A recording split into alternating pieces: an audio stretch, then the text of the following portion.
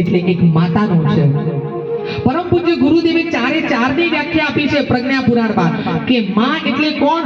નાસ્તિ માતૃ સમો ગુરુ. આ દુનિયામાં માં સમાન બીજો કોઈ ગુરુ નથી. બીજું સ્વરૂપ આપ્યું છે પત્નીનું. નાસ્તિ સ્વસા સમા માન્યા. આ દુનિયામાં પત્ની સમાન બીજો કોઈ મિત્ર નથી. ગાંધી બાપુએ કસ્તુરબા ગયા ને ત્યારે પહેલો જ શબ્દ મોઢામાંથી એમ કાઢ્યો કે મારો નજીકનો, મારો મિત્ર આજ મેં ગુમાવ્યો છે. નારીનું ત્રીજું સ્વરૂપ એટલે બહેનનું છે. નાસ્તિ સ્વસા સમા માન્યા. આ દુનિયામાં બહેન સમાન બીજું કોઈ સન્માનીય નથી. અને નારીનું ચોથું સ્વરૂપ એટલે દીકરીનું છે. ગૃહેશુ તનયાભૂષા. નારી યાને કે દીકરી એ તમારા ઘરની શોભા છે. માતાઓ બહેનો, આ ચાર સ્વરૂપને આજે આપણે ટૂંકમાં સમજવાના છે. નારીનું પહેલું સ્વરૂપ એટલે માં છે.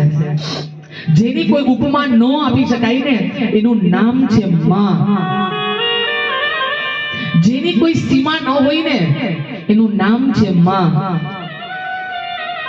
ऊपर जिसका अंत नहीं उसको आसमान कहते हैं, इस जहां पर जिसका अंत नहीं उसको मां कहते हैं.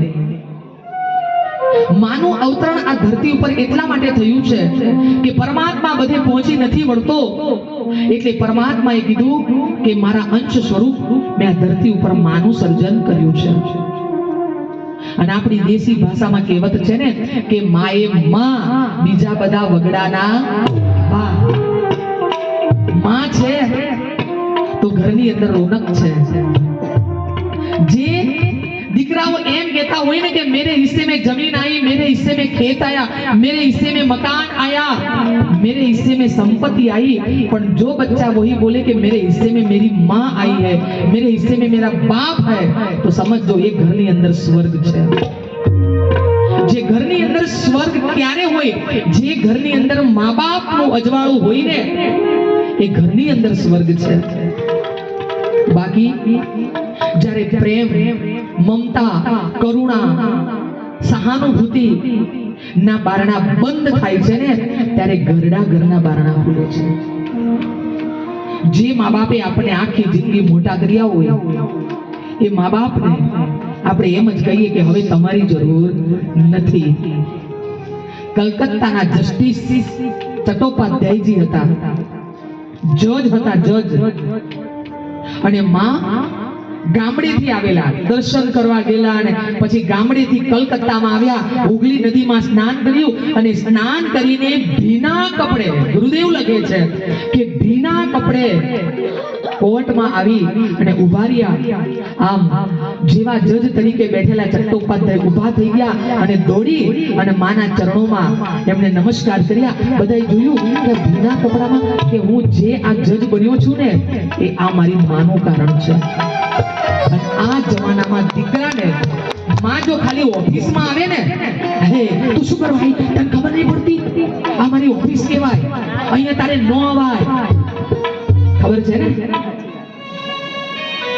માનું સ્થાન. નેપોલિયન બોનાપાર્ટને પણ કોઈએ પૂછ્યું ત્યારે નેપોલિયન બોનાપાર્ટે પણ આ જ કીધું હતું કે મારા જીવનની અંદર અને આ જગતની અંદર જો મોટામાં મોટો કોઈનો ફાળો હોય સંસ્કાર ઘડવામાં અને ભારત દેશની સંસ્કૃતિને ઊંચી ઉઠાવવામાં તો એક માનો ફાળો છે. જેટલું માનું સન્માન આ જગતમાં થશે ને એટલો બાળકનો વિકાસ શ્રેષ્ઠ થશે. પણ આજે ધીરી બાપુડિયા ધીરી, આજે મારો તો કાલે તારો, વારા ફરતી વારો. એક ઘરમાં માં 4 બાળકો. અત્યારે અમે બેન અમારા 2 થયા અને પૂછો આ ઘડિયાઓને 7 છોકરા હોય 4 છોકરી હોય બાપુ, 11 જણની ટીમ હોય અને તોય કેટલો આનંદ હોય, કેટલો જલસો હોય ઘરમાં. અને મોટા થાય ને તો પણ મા બાપ એની એક ધાક હોય. પણ આજે સમય બદલાયો છે અને હવે બાર ઘરડા ઘર નથી, સમજો. ઘરની અંદર પણ એક એવો ઓરડો કે જ્યાં જે મા બાપ દિવસે નથી રડી શકતા, રાતે એમના ઓશિકા ભીના થાય છે, નથી બોલી શકાતું. પણ શું કરે, બહાર કોઈને કહેવાય નહીં, અને અંદર ને અંદર ઘૂંટાવું પડે. અને રાત્રે આજે મા બાપના ઓશિકા જ્યાં ભીના થતા હોય તો સમજો, આ જ્યાં ધરતીકંપ થતા હોય ને તો સમજી લેવું કે કોક માવડી એના ઓશિકા ભીના કરી રહી છે. ક્યાંક જો દુષ્કાળો પડે તો સમજી લેવાનું કે કોઈ મા બાપ આજે દુખી થઈને કોઈ રૂમમાં બેઠા છે.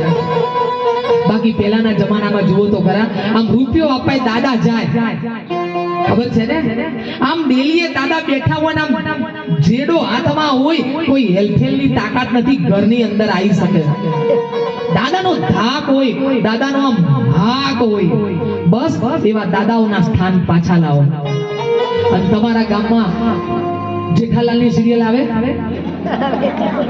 અહીંયા આવે છે. મને સિરિયલ બે કારણથી ગમે છે. ક્યાંક ક્યાંક ઘરે તો હોઈએ નહીં, પણ જોવાનો ક્યાંક મોકો મળ્યો હોય. ખરેખર આ બધા જ જો વડીલો ચંપકલાલ બની જાય ને તો બધા જેઠિયાઓ સીધા થઈ જાય કે ન થઈ જાય. આ બધા પાનના ગલ્લેથી પાછા ઘેર આવી જાય ટાઈમ થાય ને. જરૂરી છે આજે રામાયણની અંદર જાંબુવનની જરૂર એટલા માટે પડી છે કે જાંબુવન જેવા વડીલ હોય ને તો હનુમાનજી જેવા સંતાનો પણ શ્રેષ્ઠ બની શકે છે, એમને એમની ઉડાન ભરી શકે છે.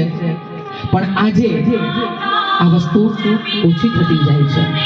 માતાઓ બહેનો, જે દિવસે મા બાપના સ્થાન તમે રાખશો ને એ દિવસે ઈશ્વર તમારા ઉપર રાજી રહેશે. અને એટલે મા બાપનું સ્થાન એ શ્રેષ્ઠ સ્થાન છે. એ મા બાપના સ્થાન પાછા લાવો તો જીવન જીવવાની મજા આવશે. શું માની જરૂર ત્યારે પડી છે?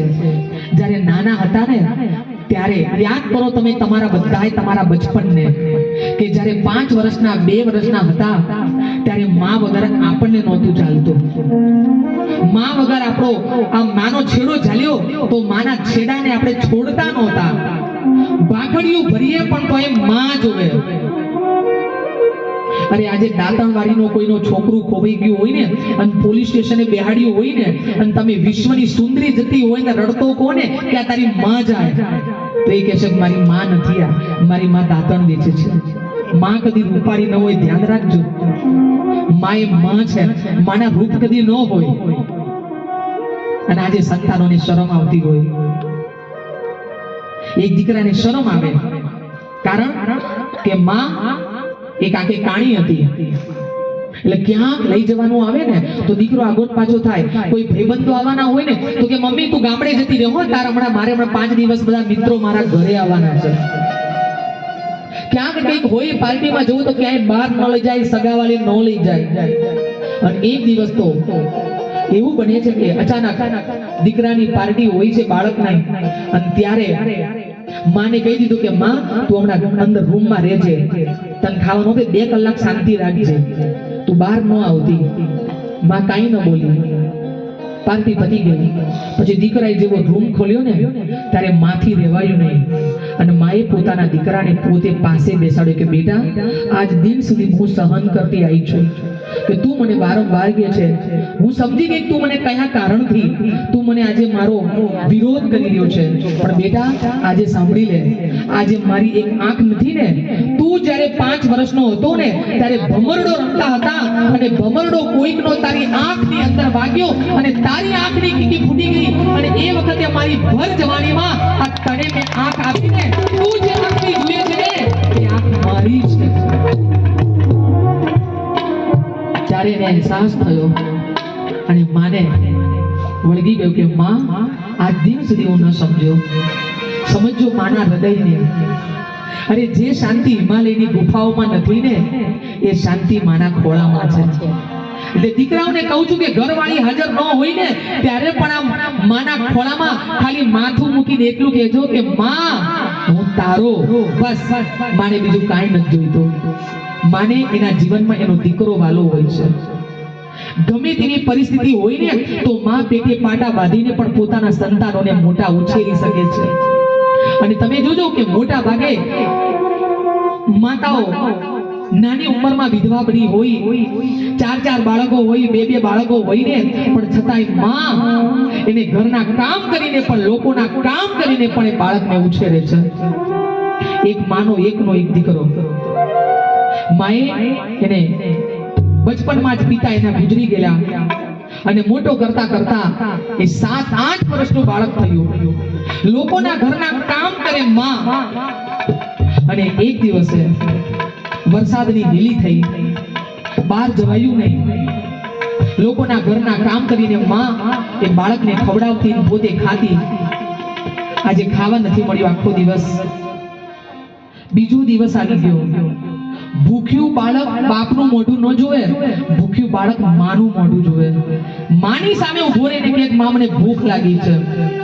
અને ત્યારે માંથી રહેવાયું નહીં. એને કીધું કે બેટા તું હાલ રમ અહીંયા, હું હાલ તારા માટે લોટ લઈને આવું. અને માં 4 ઘેર કામ કરતી ને એમાંથી એક જણના ઘેર ગઈને કીધું કે તમારું કામ હું કરી દઈશ, પણ આજે મારા ઘરમાં આટો નથી, બસ તમે મને થોડો આટો આપો, મારા દીકરાને ભૂખ લાગી છે. માં આટો લઈને આવી. આટો તાશમાં કાઢ્યો.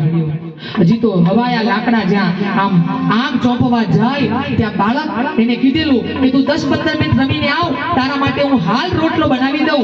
10-15 મિનિટ થઈ, લાકડાને સળગતા વાર લાગી. હજી તો માં ફૂંકો મારવામાં પડી છે અને 10 મિનિટમાં છોકરું દોડતું આવ્યું અને આટો જે હતો ને એ આટોના વાડકો લઈને પાછો લઈને ભાગી ગયો.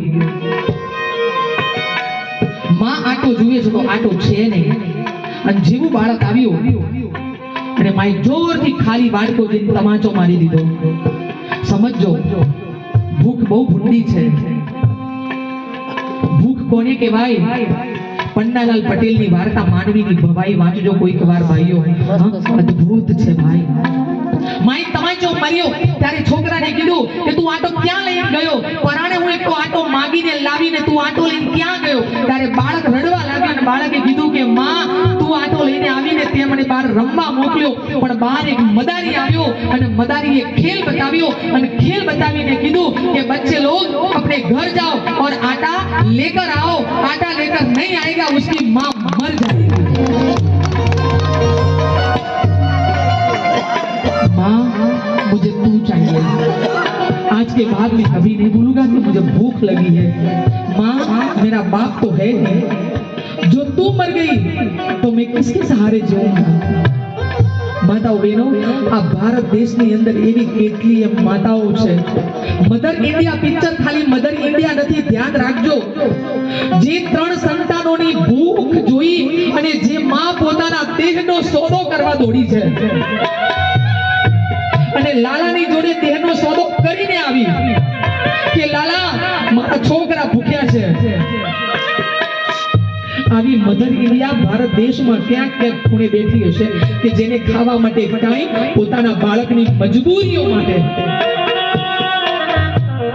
આપણે નથી જાણતા એવા કેટલાય ભાઈઓ બહેનો છે. આપણા મારે મિત્ર બેનપણી છે, એને આખી આ ભારત ગુજરાતની ગણિકાઓ વેશ્યાઓ ઉપર એને પીએચડી કરી.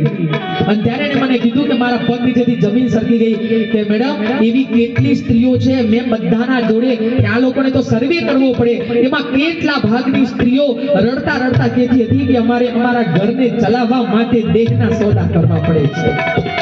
સમજો, એ માં બની હોય છે.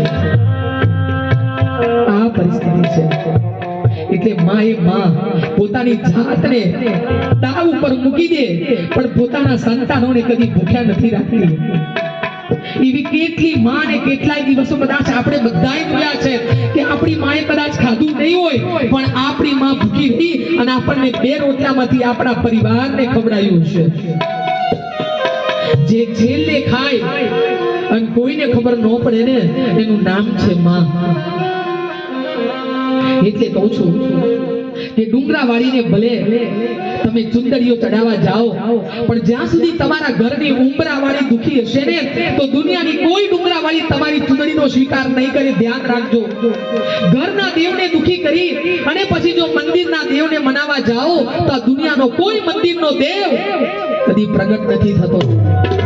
ઘરની ઉંબરા વાળીને ખુશ કરો તો ડુંગરા વાળી ઓટોમેટિક ખુશ થશે અને તમને આશીર્વાદ આપશે.